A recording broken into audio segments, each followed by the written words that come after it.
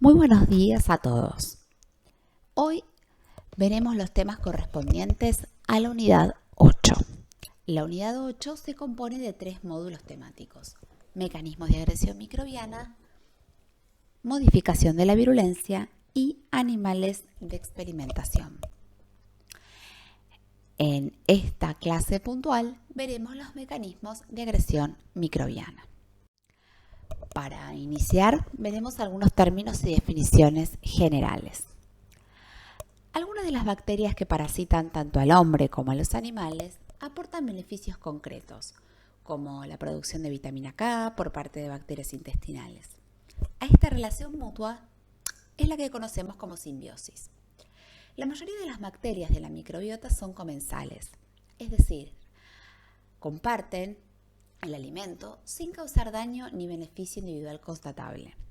La presencia de una microbiota normal, equilibrada por supuesto, protege al individuo de la invasión por parte de bacterias patógenas. Solo unas pocas de las muchas especies bacterianas que parasitan al huésped pueden causarle daño y ser la causa de enfermedades infecciosas.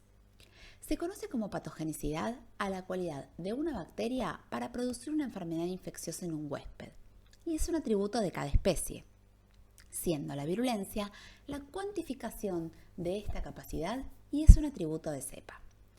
Se le llama parásito a aquel ser vivo que vive y se nutre de otro sin aportar ningún beneficio a este último, el cual pasa a ser llamado hospedador, y que en la mayoría de los casos, como consecuencia de esta situación de vivir a expensas de otro ser vivo, puede ocasionarle importantes daños o lesiones. Los parásitos intracelulares facultativos pueden vivir tanto en el medio intra como extracelular. Suelen preferir las células de la estirpe macrofágica de las células, ya que aprovechan la capacidad de fagocitosis para penetrar en ellas. Ejemplos de estas podemos mencionar especies del género Mycobacterium, Salmonella, Brucella, Listeria, entre otras. Por su parte, los parásitos intracelulares obligados necesitan del medio interno celular para sobrevivir y multiplicarse. No sobreviven fuera de las células y prefieren a los fagocitos no profesionales, como por ejemplo las células endoteliales. Tienen moléculas de invasión que facilitan entrar en fagocitos no profesionales en los que es más fácil sobrevivir. Las bacterias más virulentas, que son capaces de producir enfermedades infecciosas en cualquier huésped, incluso en individuos previamente sanos, se denominan patógenos primarios o verdaderos.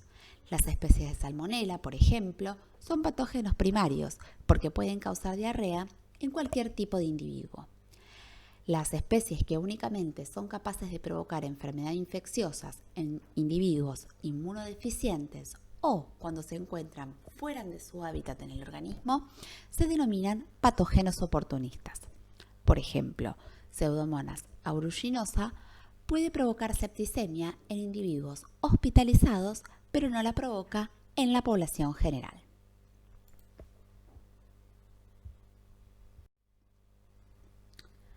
La patogenicidad es la cualidad de una bacteria para producir enfermedad infecciosa en un huésped, siendo la virulencia la cuantificación de dicha capacidad. Para cuantificar y comparar la virulencia de las cepas de un microorganismo, los ensayos realizados in vitro permiten en condiciones prefijadas, por ejemplo el modelo animal, la vía de inoculación, el tiempo, calcular la dosis infectiva 50 y la dosis letal 50. La dosis infectiva 50 es el número de microorganismos que al afectar a un hospedador causan la muerte en el 50% de los casos. El término dosis letal 50 alude a la potencia de una toxina. En el ejemplo de la foto tenemos dos cepas, la cepa A y la cepa B. La cepa A tiene una dosis infectiva 50 de 30, mientras que la B de 50. Entonces, ¿cuál es la cepa más virulenta?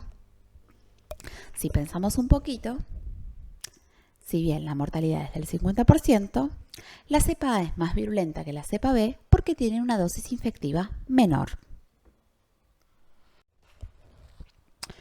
La enfermedad infecciosa es el resultado de un desequilibrio entre los factores de virulencia de una cepa bacteriana en particular y los mecanismos de defensa de un determinado huésped en contra de este último.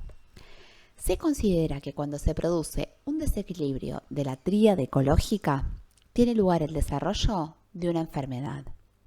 ¿Pero qué es la tríade ecológica?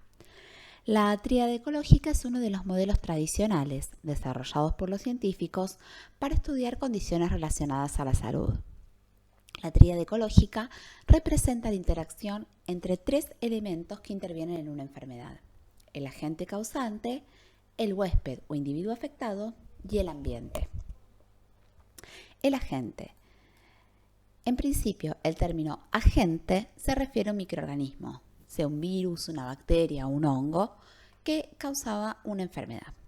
Sin embargo, con la expansión del objetivo de la epidemiología, el término ahora también incluye compuestos químicos, físicos que pueden generar una enfermedad. El huésped. El huésped es el organismo, ya sea humano o animal, que puede contraer la enfermedad. Asimismo, el término huésped también se refiere a los vectores, organismos en los que vive un agente y que funciona de intermediario para transmitir la enfermedad. El ambiente. El ambiente se refiere a todos los elementos que son externos al huésped.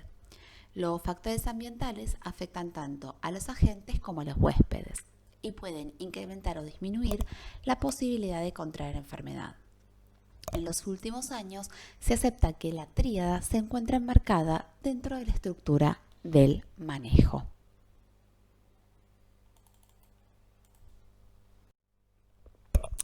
Como se dijo anteriormente, se define hoy como parásito a un organismo que vive de un huésped en el interior y se alimenta a expensas de éste. De esta manera, en relación a las condiciones de reproducción, se pueden clasificar como parásito intracelular facultativo.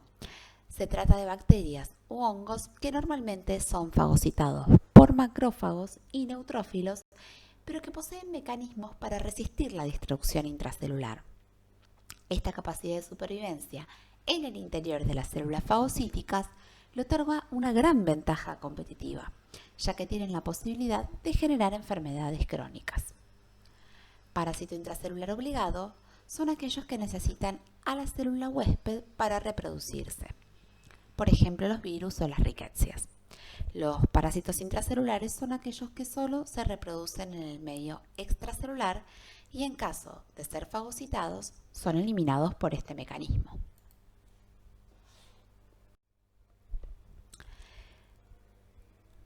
Se denomina infección a la multiplicación en el interior de un huésped de bacterias patógenas. En la mayoría de las infecciones por bacterias se pueden diferenciar las siguientes fases: la llegada del microorganismo al huésped, la invasión de los tejidos, daño y producción de toxinas y la evasión de cada uno de los pasos de la defensa del huésped. En el ejemplo de la foto vemos esta etapa del proceso infeccioso en el virus rábico. El mecanismo de transmisión es a través de mordeduras, invade a través de las fibras nerviosas para llegar hasta el cerebro o sistema nervioso central, que es su lugar de multiplicación. En ese mismo lugar es donde produce el daño. Y tiene diferentes mecanismos para evadir las defensas del huésped. Primera etapa del proceso infeccioso: los mecanismos de transmisión. Se conoce como mecanismos de transmisión al conjunto de estrategias, es decir, mecanismos que utilizan los microorganismos para ponerse en contacto, es decir, transmitirse con el huésped. Existen dos tipos básicos de mecanismos de transmisión: la forma directa, contacto del huésped con el agente, e indirecta, en donde en este contacto media algún tipo de intermediario. En los mecanismos de transmisión directa puede o no mediar tiempo y espacio. Con diferencia de tiempo y espacio, como se ve en el ejemplo de la foto, tenemos por ejemplo el virus aftosa. Este virus es un virus desnudo y como ustedes ya vieron en la unidad 2, todos los virus desnudos son resistentes a las condiciones ambientales. Por lo tanto, puede permanecer en los abrevaderos de agua durante un cierto periodo de tiempo y luego infectar a otros huéspedes, o sin diferencia de tiempo y espacio. En el ejemplo de la foto tenemos al virus de la inmunodeficiencia felina. Este virus es un virus envuelto, por lo tanto es sensible a las condiciones ambientales, con lo cual requiere un contacto directo estrecho entre un huésped enfermo y otro sano. Los mecanismos de transmisión indirecta requieren de un intermediario, que puede ser un vehículo, por ejemplo objetos inanimados, como por ejemplo fomites, jeringas hipodérmicas. En el ejemplo de la foto, por ejemplo, esa es una jeringa para llevar a cabo la vacunación de Brucella abortus. Este mismo vehículo puede generar una infección desde un huésped enfermo a otro sano. Los vectores. En general se trata de artrópodos.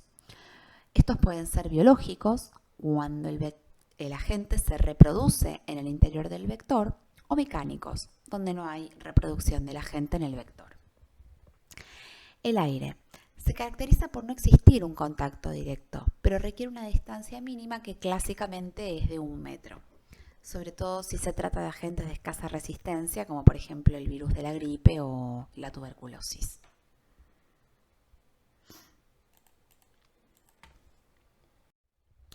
Segundo paso, la invasividad de tejidos. La invasión se divide en 2 pasos, la colonización y la invasividad propiamente dicha. La colonización. La piel y las mucosas intactas son una barrera eficaz contra bacterias o virus patógenos.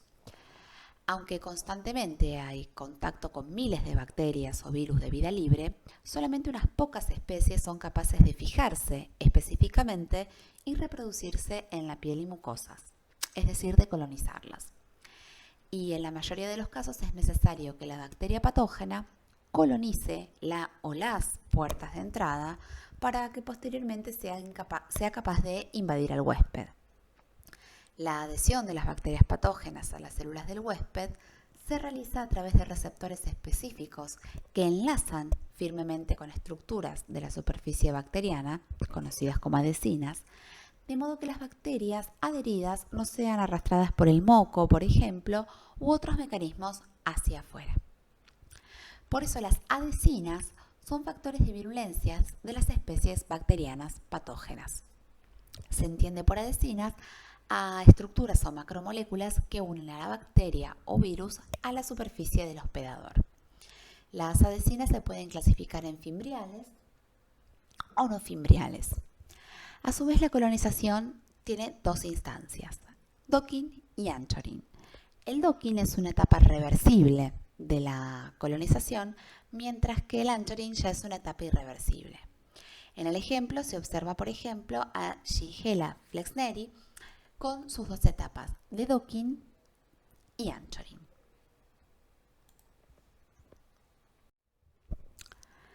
La invasividad propiamente dicha.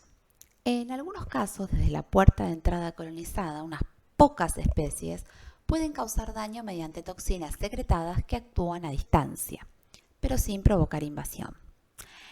En otros casos, desde la puerta de entrada, las bacterias patógenas pueden utilizar como vehículo los vasos sanguíneos o linfáticos para acceder rápidamente a los órganos y tejidos internos. Algunas se extienden por los espacios intracelulares del huésped y para evadir la fagocitosis es vital que suelen presentar cápsulas como factor principal de virulencia. Otras son capaces de invadir y multiplicarse dentro de las células del huésped. En la mayoría de los casos, para las bacterias, la multiplicación intracelular es una estrategia para evadir los anticuerpos. En otros casos, la intracelularidad es obligada, puesto que estos microorganismos perdieron la capacidad de reproducirse autónomamente fuera de la célula. Las invasinas bloquean las defensas inespecíficas del huésped y dañan las células en el punto de colonización.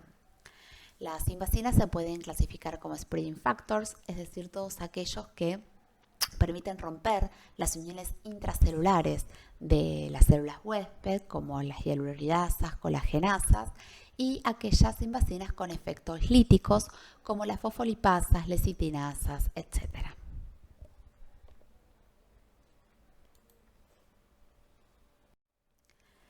La capacidad de producir toxinas o capacidad de producir daño, ya que no todos los microorganismos producen toxinas. Los microorganismos parásitos necesitan vivir a cuenta del huésped, pero no necesariamente causándole un daño aparente. De hecho, muchas infecciones por microorganismos patógenos son, por ejemplo, asintomáticas, es decir, la infección no siempre es sinónimo de enfermedad infecciosa. Desgraciadamente, en algunos casos, la infección da lugar a un daño directo provocado por los microorganismos o sus productos, y también a veces la misma respuesta inmune específica frente a esa infección es causa indirecta de daño al huésped. Durante la invasión de tejidos, los microorganismos pueden provocar lisis directamente de células del huésped, y algunas producen exotoxinas que por diversos mecanismos enzimáticos dañan o destruyen muchas otras células. Las bacterias gram negativas, además, produzcan o no exotoxinas, siempre poseen un componente tóxico en el lipopolisacárido de su membrana externa, la llamada endotoxina. Los mecanismos de respuesta inmune frente a la infección bacteriana, como la inflamación o la activación del sistema de complemento, cuando se producen en exceso o se cronifica la infección, pueden resultar dañinos para las células del huésped. Estos son los llamados daños inmunopatológicos o indirectos. A su vez, la multiplicación viral, por ejemplo, da lugar a una serie de efectos citopáticos, los cuales dependen del tipo del virus, pero en cualquier caso generan daño celular. Entonces se conoce como toxina aquellas sustancias solubles o asociadas al microorganismo que producen efectos indeseables en el sitio de acción o a distancia. Las toxinas se pueden dividir en endotoxina, cuando es componente endógeno de la bacteria, o exotoxina, cuando es secretada por las mismas. Hay un término para definir que es el toxoide, que es aquella toxina bacteriana que retiene la capacidad de generar una respuesta inmune, pero carece de efectos tóxicos para el animal.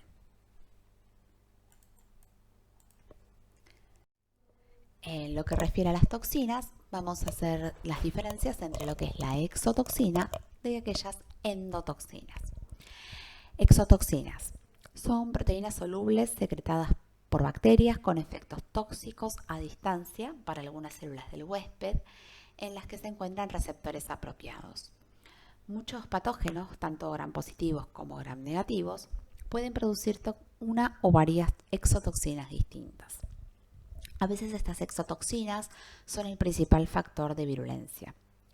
Corynebacterium diphtheriae, por ejemplo, únicamente sintetiza la toxina diftérica si está infectada por un bacteriófago, y las cepas de esta especie no toxigénicas que colonizan la faringe no producen difteria, porque es precisamente la toxina la responsable de los daños que se observan en esta enfermedad. Son casos similares los del tétanos, el botulismo, el cólera o las intoxicaciones alimentarias por Staphylococcus aureus.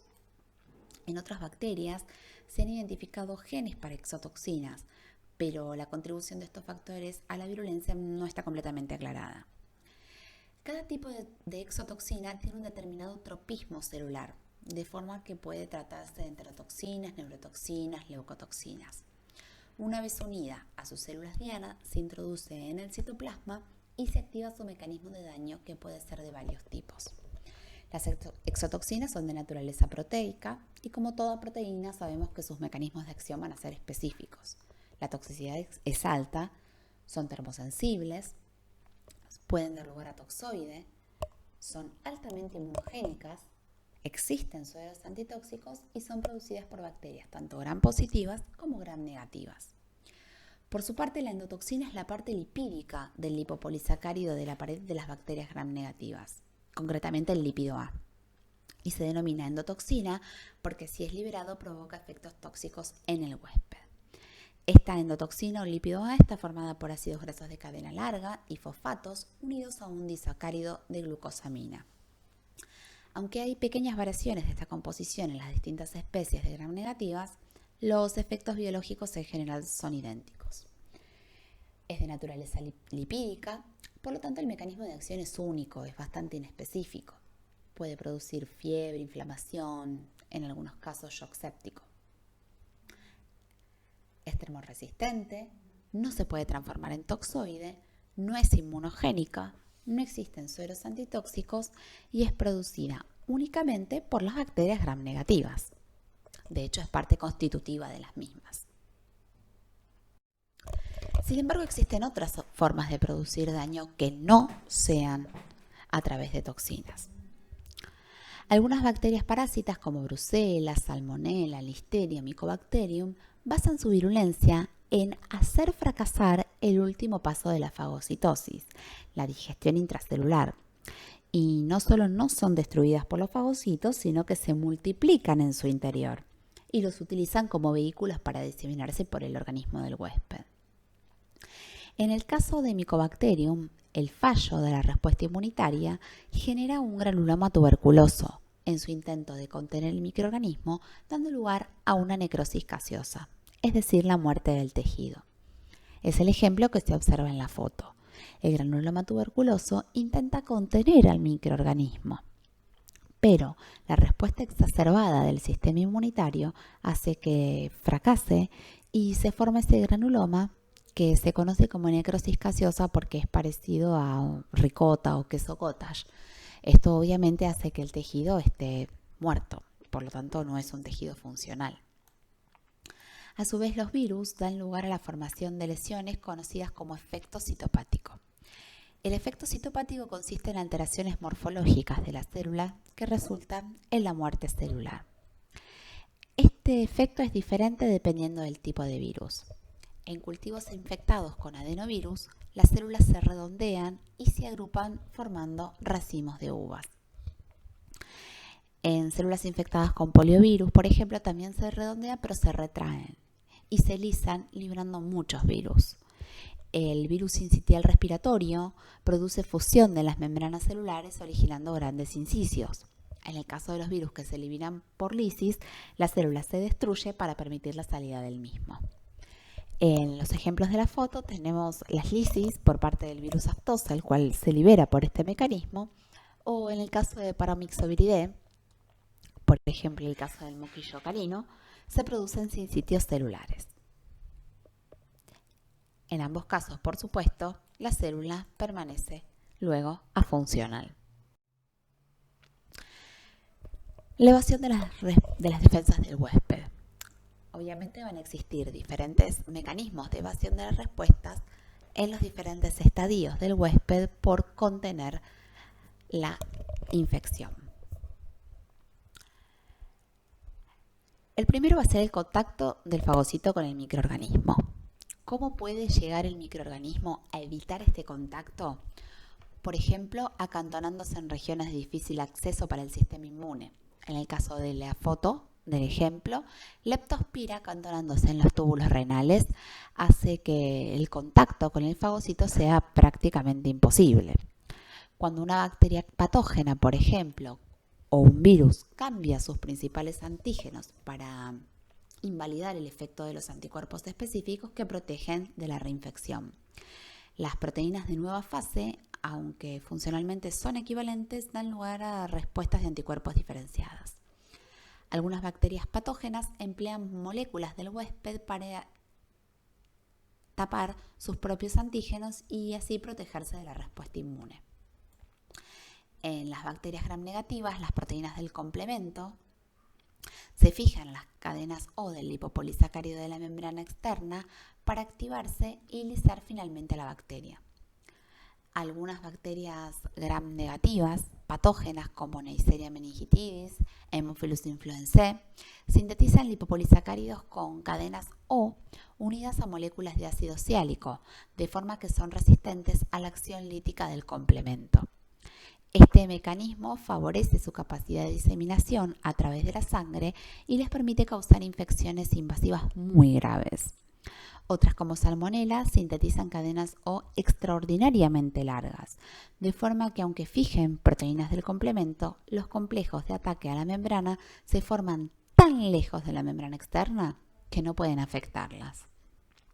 Pseudomonas aeruginosa, por su parte, excreta exotoxinas capaces de destruir las proteínas del complemento.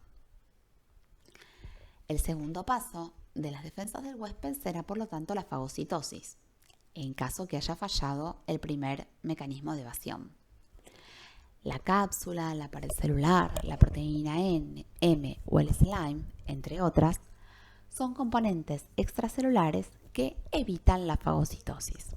En el ejemplo de la foto se observa Klebsiella pneumoniae rodeada de una gruesa cápsula que impide la fagocitosis por parte de las células fagocíticas.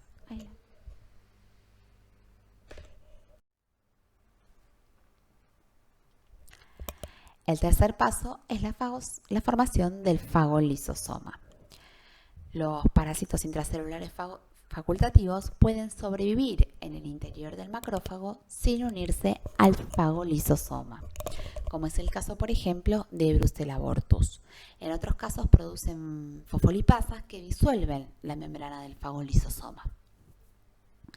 En caso de haber sido fagocitados, existe la resistencia a la lisis y digestión del material fagocitado. Por ejemplo, en el caso de Mycobacterium tuberculosis, el factor cuerda se localiza en la periferia de la pared celular de las micobacterias en general y parecen ser factores de virulencia. Funcionan como evacinas, es decir, moléculas que facilitan que la bacteria escape a la acción de los macrófagos, inhibiendo la fusión del fagosoma con el lisosoma, lo cual podría explicar el éxito como parásitos intracelulares facultativos. Favorece la entrada de la bacteria a la célula hospedadora. Además, evita la maduración del fagosoma del macrófago cuando está infectado por la micobacteria porque inhiben la proteína quinasa C. Y como consecuencia de esto también se ve inhibida la producción de óxido nítrico y citocinas proinflamatorias.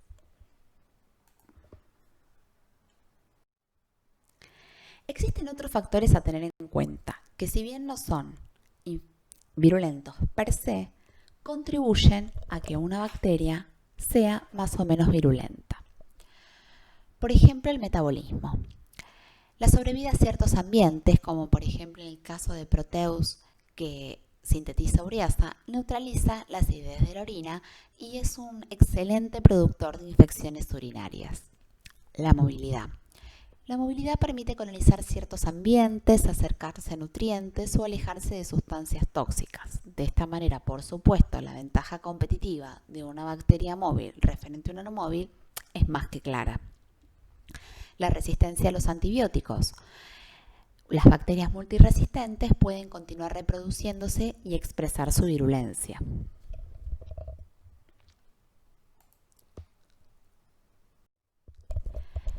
¿Qué bibliografía se recomienda? Por supuesto, la unidad 8 de la guía de lectura. Por otro lado, dejamos a disposición bibliografía complementaria para aumentar los conocimientos de estos temas. Además, dejamos a disponibilidad una serie de links de videos relacionados, como algunos relacionados con la invasividad de tejidos, uno muy interesante referido al proceso de invasión y producción de toxina de Bacillus anthracis y algunos de invasión y multiplicación viral. Como siempre, fue un gusto haber dejado la clase y muchísimas gracias por su atención. Ante cualquier duda, estamos a su disposición a través del mail de Comisión 1. Gracias.